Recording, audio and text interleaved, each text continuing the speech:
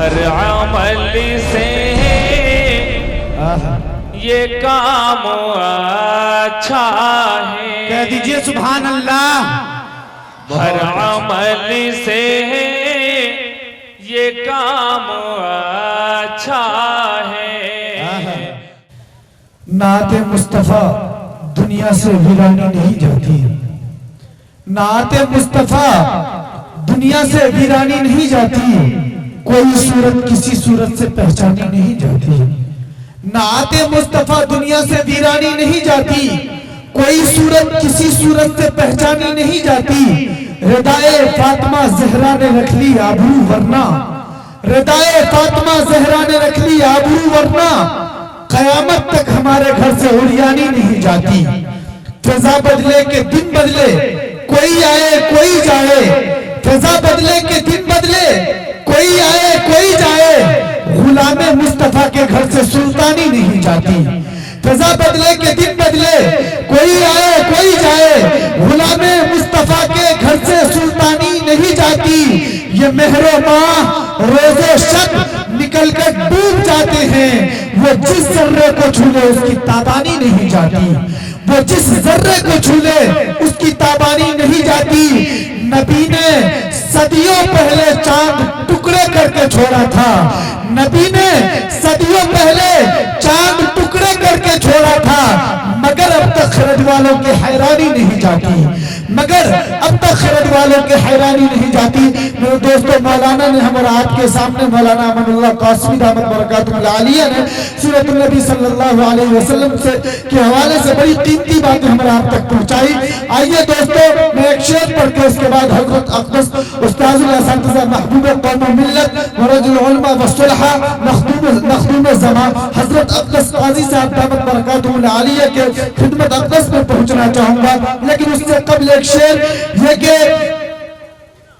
میرے دوستو ایک بہت بڑے شاعر ہیں جناب دلخیر آبادی. انہوں نے ایک شعر کا سیرت پاک صلی اللہ علیہ وسلم کے حوالے سے ہی حضرت دلخیر آبادی کا ایک شعر ہے. حضرت دلخیر آبادی کا ایک شعر ہے سیرت پاک صلی اللہ علیہ وسلم کے حوالے سے. اس کو پڑھ کے میں اس کے بعد حضرت اقدس قاضی صاحب دامت برکاتہ العالیہ کے خدمت میں پہنچنا چاہوں گا. یہ کہ وقت کی قلت دامن گیر ہے، اسی لیے میں سیدھے نہ پوچھ ان خلقہ پوشوں کی ارادت ہو تو دیکھ ان کو. نہ پوچھ ان خلقہ پوشوں کی ارادت ہو تو دیکھ ان کو. یدے بیضا لیے بیٹھے ہیں اپنے آستینوں میں. اس وقت ہم اور آپ کے صدر باوقار آج کے اس جلسے کی صدارت فرما رہے استاذ محترم حضرت استاذ الاساتذہ حضرت اقدس قاضی صاحب دامت برکاتہ العالیہ کی خدمت میں پہنچنا چاہتا ہوں. اس شعر کے ساتھ حضرت اقدس قاضی صاحب کا استقبال ہے. علاج پیاس کا دریا کے پاس رہتا ہے. علاج پیاس کا دریا کے پاس رہتا ہے. یہی وجہ ہے سمندر اداس رہتا ہے. علاج پیاس کا دریا کے پاس رہتا ہے. یہی وجہ ہے سمندر اداس رہتا ہے. اور بڑے ہی پیار سے تہذیب دیکھتی ہے اسے. یہ کون بستی میں سادہ لباس رہتا ہے. ہم اور آپ کے خوبصورت سماعتوں کے حوالے صدر باوقار حضرت اقدس قاضی صاحب دامت برکاتہ العالیہ. میرے دوستو ہم اور آپ کے سامنے استاذ محترم حضرت اقدس قاضی صاحب اپنے قیمتی خطاب کے ساتھ. الحمدللہ رب العالمین والصلاة والسلام على سيدنا ومولانا محمد بن عبد الله الأمين وعلى آله وأصحابه وأزواجه وذرياته وأهل بيته أجمعين. أما بعد فأعوذ بالله من الشيطان الرجيم. بسم الله الرحمن الرحيم. وقال الذين كفروا لرسلهم لنخرجنكم من أرضنا أو لتعودن في ملتنا فأوحى إليهم ربهم لنهلكن الظالمين ولنسكننكم الأرض من بعدهم ذلك لمن خاف مقامي وخاف بعيد. وقال رسول الله صلى الله عليه وسلم احفظ الله يحفظك احفظ الله تجده تجاهك وإذا سألت فاسأل الله عز وجل وإذا استعنت فاستعن بالله عز وجل واعلم أن الأمة لو اجتمعت على أن ينفعوك بشيء لم ينفعوك إلا بشيء ما كتب الله لك، وأنهم لو اجتمعوا على أن يضروك بشيء لم يضروك إلا بشيء ما كتب الله عليك، رفعت الأقلام وجفت الصحف، أو كما قال رسول الله صلی اللہ علیہ وسلم۔ بزرگان محترم، نوجوان دوستو اور پردہ سے سن رہی میری ماؤں اور بہنوں، یہ رات کا آخری حصہ ہے، 3 بج چکے ہیں، اور رات کے آخری اس حصے میں مسلمانوں کا کام یہ ہے کہ وضو کرے، مصلی بچھائے اور اللہ کی بارگاہ میں رو رو کر دنیا آخرت کی بھلائی مانگے۔ اس وقت رات کا بڑا بابرکت اور بڑا قیمتی حصہ ہے۔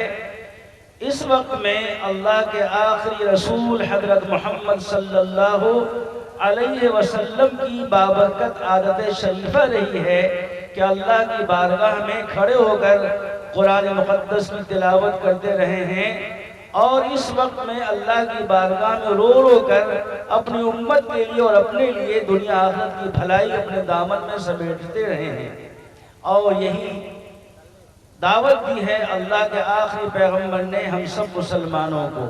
اس وقت میں ہمیں اللہ کی بارگاہ میں رونا چاہیے، اللہ کی بارگاہ میں گڑگڑانا چاہیے، اللہ کی بارگاہ میں رو رو کر اپنے گناہوں سے معافی مانگنا چاہیے، اور اپنے ملک کے لیے اور اپنی آخرت کے لیے اور اپنی دنیا آخرت کی تمام ضروریات کے لیے اللہ سبحانہ وتعالیٰ سے بھیک مانگنا چاہیے۔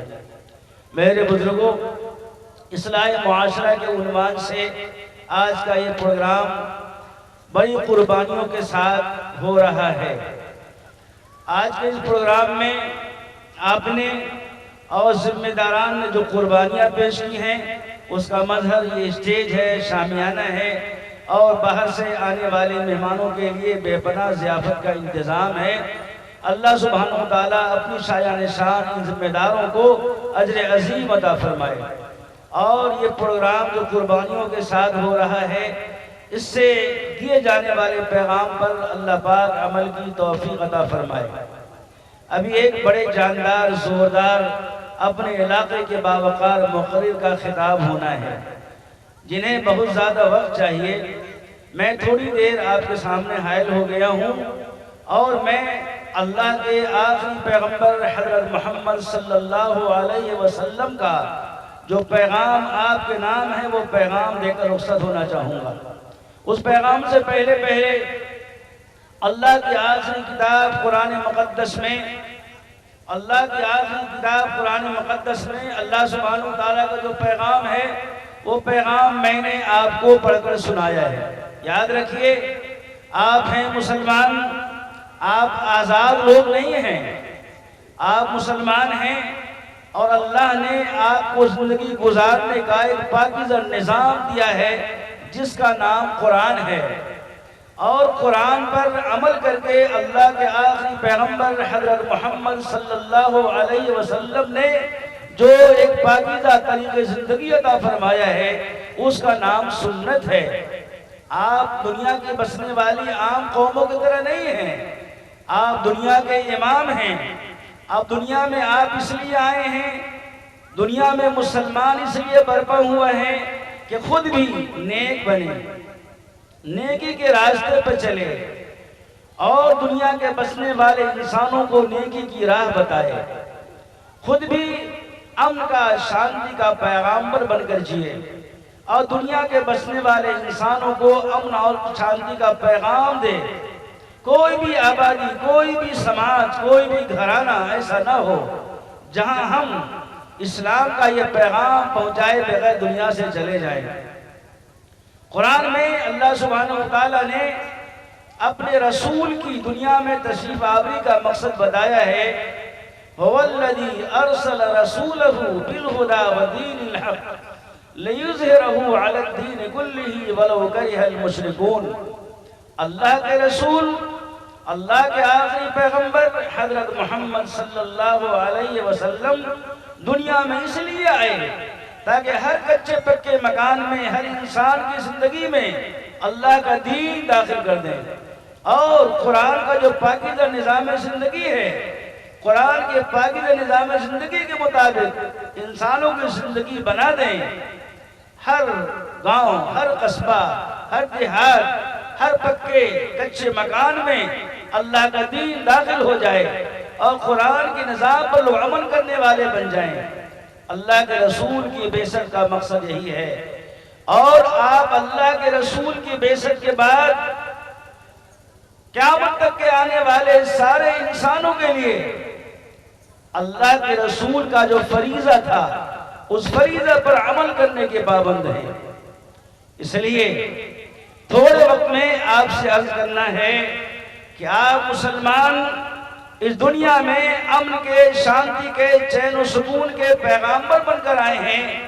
آپ امن کے ساتھ، چین کے ساتھ، سکون کے ساتھ شانتی کی زندگی گزاریے اور اپنے سماج میں رہنے والے اپنے بھائیوں کے لیے امن کا، شانتی کا پیغام دیجیے۔ اللہ کے آخری رسول حضرت محمد صلی اللہ علیہ وسلم نے فرمایا، واللہ لا یؤمن، واللہ لا یؤمن، واللہ لا یؤمن، اللہ کی قسم وہ آدمی مسلمان نہیں ہے، اللہ کی قسم وہ آدمی مومن نہیں ہے، اللہ کی قسم وہ آدمی مومن نہیں ہے۔ جب 3 بار رسول اللہ نے فرمایا قسم کھا کر کہ اللہ کی قسم وہ مسلمان و مومن نہیں ہے، تو صحابہ چونکے۔ صحابہ نے کہا یا رسول اللہ کون مسلمان نہیں ہے؟ کہا وہ آدمی مسلمان نہیں ہے کہ جس کے پڑوس میں کوئی رہتا ہو اور یہ اس کو تکلیف پہنچاتا ہو، جس کے پڑوس میں کوئی رہتا ہو اور اس کا پڑوسی اس کی اذیتوں سے اور اس کی پریشانیوں سے محفوظ نہ ہو، ایسا آدمی مومن نہیں ہے، ایسا آدمی مسلمان نہیں ہے۔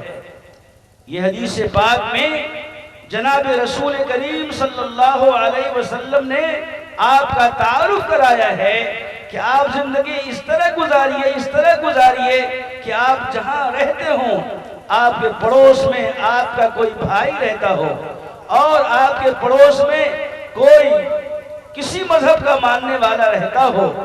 جس طرح آپ اپنے لیے امن، چین کو، سکون کو پسند کرتے ہیں، آپ کا پڑوسی بھی اور آپ کے گاؤں سماج کا رہنے والا وہ بھی امن، چین، سکون کا خواہش مند ہے۔ تو جس طرح آپ امن و چین کی زندگی چاہتے ہیں، دوسرا بھی امن و چین کی زندگی چاہتا ہے۔ آپ امن کے ساتھ رہیے، چین کے ساتھ رہیے اور دوسروں کو بھی امن کا، چین کا پیغام دیجیے۔ میرے بزرگوں، اللہ کے آخری رسول حضرت محمد صلی اللہ علیہ وسلم کی پاک بارگاہ سے آپ کے نام پیغام ہے، وہ پیغام میں آپ کو سنانا چاہتا ہوں۔ آج ہر انسان، ہر مسلمان جہاں ہے، ان کی عزت کا، ان کے وقار کا، ان کی جان کا، ان کے مال کا تحفظ کا مسئلہ ہے۔ ہماری جان کیسے محفوظ رہے، ہماری آبرو کیسے محفوظ رہے، اور ہم اس ملک کے اچھے شہری بن کر کیسے جئیں۔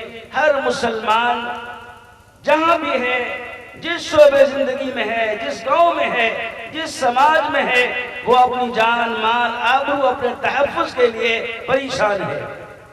میرے بزرگوں، یاد رکھیے، آسمان اللہ کا، زمین اللہ کی، سارا نظام اللہ کا اور کائنات کا، اس دنیا کا ذرہ ذرہ اللہ کے قبضہ اختیار میں ہے۔ قرآن میں اللہ پاک نے فرمایا ہے کہ اللہ قہار ہیں، اللہ کائنات کے ذرے ذرے پر پورا کنٹرول رکھنے والے ہیں۔ جتنی بھی حکومتیں ہیں، حکومتوں کے سربراہان ہیں، جتنے بھی سلطنتیں ہیں، سلطنتوں کے حکمراں ہیں، یہ سارے حکمراں اور سارے شہنشاہ، سارے بادشاہ، سارے حاکم، ان کا دل اللہ کے قبضہ اختیار میں ہے۔ سب کے دل کا مالک اللہ سبحانہ وتعالی ہے، اور اللہ نے فرما دیا ہے کہ جب میرے بندے میری اطاعت کر کے جیتے ہیں، میری مان کر جیتے ہیں، تو میں حکمرانوں کے دل میں، بادشاہوں کے دل میں، سربراہوں کے دل میں محبت کے جذبات ڈال دیتا ہوں، اور ملک کا بادشاہ، ملک کا حکمران اپنی رعایا کے لیے اچھے قانون وضع کرتا ہے، جس قانون میں رعایا کے مفاد کی رعایت ہوتی ہے۔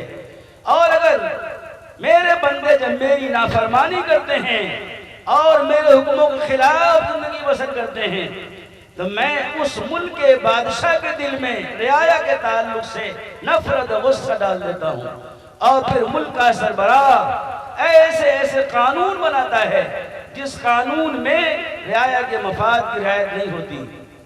اس لیے اللہ فرماتے ہیں، اس لیے اے میرے بندو، جب کبھی تمہیں ایسا لگے کہ تمہارا ملک کا حکمران تمہارے خلاف قانون وضع کرتا ہے اور تمہیں پریشان کرتا ہے، ایسے موقع پر اپنا جائزہ لو، اور اب ایسے موقع پر اپنے گھر کا، اپنے سماج کا، اپنے محلوں کا، اپنی آبادی میں رہنے والے ایمان والوں کے ایمانی حالات کا جائزہ لو کہ ان کی زندگیوں میں اللہ کا قانون کس حد تک زندہ ہے۔ اگر ان کی زندگیوں میں اللہ کا قانون زندہ ہے اور ان کی زندگیوں میں اللہ کا دین زندہ ہے، یہ اللہ کی مان کر جی رہے ہیں، تو اللہ اس ملک کے بادشاہ کے دلوں میں محبت ڈالیں گے۔ اور اگر آبادی کے لوگ، سماج کے لوگ، گھر کے لوگ اللہ کی نافرمانی کے ساتھ جی رہے ہیں، تو بادشاہ ظالمانہ قانون بنائے گا۔ اور اللہ نے فرمایا کہ تم ایسے موقع پر اپنے بادشاہوں کو برا بھلا نہ کہو، بلکہ اپنے آپ کو اللہ کی یاد میں، اللہ کے ذکر میں، اللہ کی بارگاہ میں گڑ گڑانے میں، رونے میں، دھونے میں لگاؤ، اللہ تمہارے لیے کافی ہو جائے گا۔ میں یہ بتانا چاہتا ہوں، آج ہر آدمی کے لیے اپنے تحفظ کا مسئلہ ہے کہ ہماری حفاظت، ہمارے گھر کی حفاظت، ہمارے مکان کی حفاظت اور ہمارے اپنے وجود کی حفاظت کیسے ہوگی۔ اللہ کے آخری پیغمبر نے ہمیں اس کا ضابطہ بتایا ہے، احفظ اللہ یحفظ کا۔ اے میری امت کے لوگوں، تم لوگ اگر چاہتے ہو کہ اللہ تمہیں آسمانی زمینی آفتوں بلاؤں سے محفوظ رکھے، تو تم اللہ کے قانون کی حفاظت کرو۔ اللہ نے تمہارے نام جو احکام دیے ہیں قرآن کے ذریعے، ان احکام پر عمل کرو۔ اگر اللہ کے قانون پر عمل کرو گے، اللہ کے احکام کا خیال رکھو گے، تو اللہ آسمانی آفتوں سے بھی، زمینی آفتوں سے بھی اللہ تمہاری حفاظت فرمائیں گے۔ سن رہے ہیں آپ؟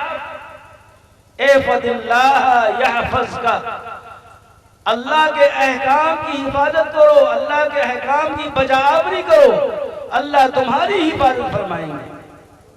احفظ اللہ تجدہ تجاہک، تم اللہ کے احکام کی حفاظت کرو، اور جب تم اللہ کی مان رہے ہو، اللہ کے مان کر جی رہے ہو، ایسے موقع پر تمہارا حکمران اور تمہاری آبادی کا کوئی بھی شخص تمہارے خلاف قانون بناتا ہے، تمہارے خلاف کوئی حرکتیں کرتا ہے، ایسے موقع پر تم مصلی بچھاؤ، وضو کرو، اور 2 رکعت نماز پڑھ کر اللہ تعالیٰ کی بارگاہ میں ہاتھ اٹھا دو۔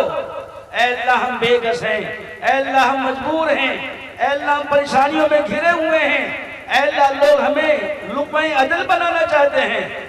ایسے موقع پر اللہ کی مددیں تمہارے پاس آئیں گی، اللہ کی مددوں کو اپنے سامنے دیکھو گے۔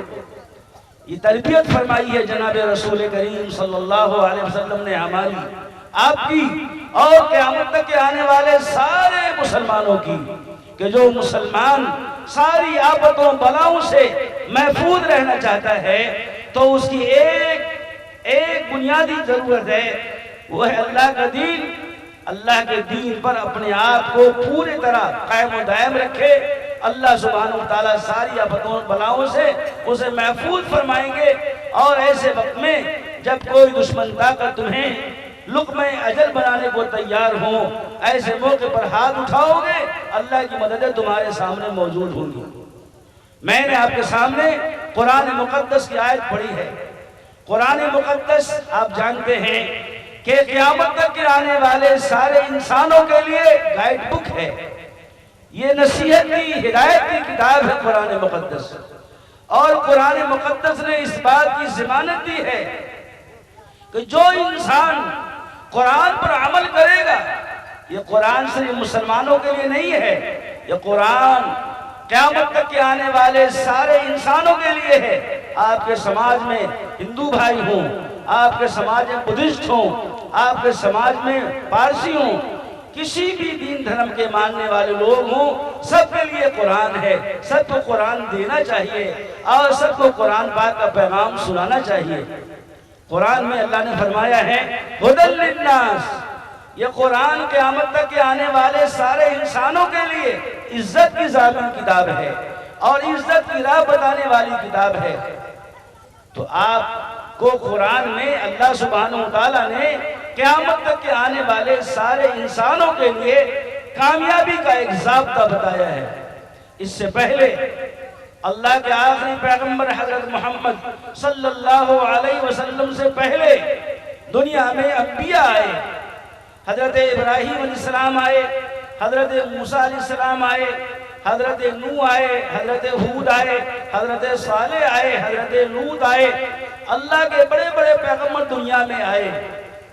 اور جب اللہ کے پیغمبروں نے دنیا میں آ کر توحید کی دعوت دی، لوگوں کو اللہ کی طرف بلایا، تو منکروں کو اور جن کو اللہ کی بات نہیں بھاتی تھی، اللہ کے رسولوں کو انہوں نے ڈرایا، دھمکایا اور کہا کہ تم لوگ اللہ کی بات کرتے ہو اور تم لوگ اللہ کی مرضی کی، اللہ کے خوشنودی، اللہ کے احکام کی بات کرتے ہو، اپنی بات بند کرو ورنہ ہم تمہیں اپنے وطن سے نکال دیں گے۔ کنہوں نے کہا؟ منکروں نے۔ کنہوں نے کہا؟ کفار نے۔ کنہوں نے کہا؟ مشرکین نے۔ ہر وقت کے پیغمبر کو اس وقت کے مشرکین نے اور اس وقت کے منکرین نے ڈرایا، دھمکایا کہ تم اللہ کی بات نہ کرو۔ ہم جس سماج میں رہتے ہیں اور ہماری جو تہذیب ہے اور ہمارے آباء و اجداد کا جو دین دھرم ہے، تم اس کی بات کرو۔ تم اللہ کی بات کرتے ہو، اللہ کی بات کرو گے اور آسمانی وحی کی بات کرو گے تو ہم تمہیں اپنے وطن سے نکال دیں گے۔ قال الذین کفروا لرسلہم، اور کافروں نے اپنے وقت کے پیغمبروں سے کہا، کیا کہا؟ لَنُخْرِجَنَّكُم مِّنْ أَرْضِنَا أَوْ لَتَعُودُنَّ فِي مِلَّتِنَا، کہ اے رسولو اور اے رسول کو ماننے والو، ہم تمہیں اپنے وطن سے نکال باہر کریں گے۔ أَوْ لَتَعُودُنَّ فِي مِلَّتِنَا، یہاں تک کہ تم ہمارے دین میں داخل ہو جاؤ، ہمارے باپ دادوں کا جو دین ہے اور ہمارے باپ دادے کی جو تہذیب ہے اور ہمارے باپ دادے کی جو ثقافت ہے، تم اس کے مطابق عمل کرو ورنہ ہم تم کو اپنے وطن سے نکال دیں گے۔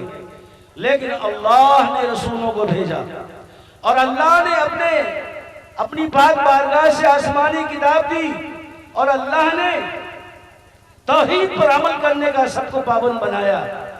اللہ نے آسمان سے وحی بھیجی پیغمبروں کے نام، فَأَوْحَى إِلَيْهِمْ رَبُّهُمْ لَنُهْلِكَنَّ الظَّالِمِينَ، جب منکروں نے، مشرکین نے ایمان والوں کو ڈرایا، دھمکایا، تو اللہ نے آسمان سے وحی کی کہ اے پیغمبروں اور اے ایمان والوں، ڈرنے کی کوئی ضرورت نہیں ہے۔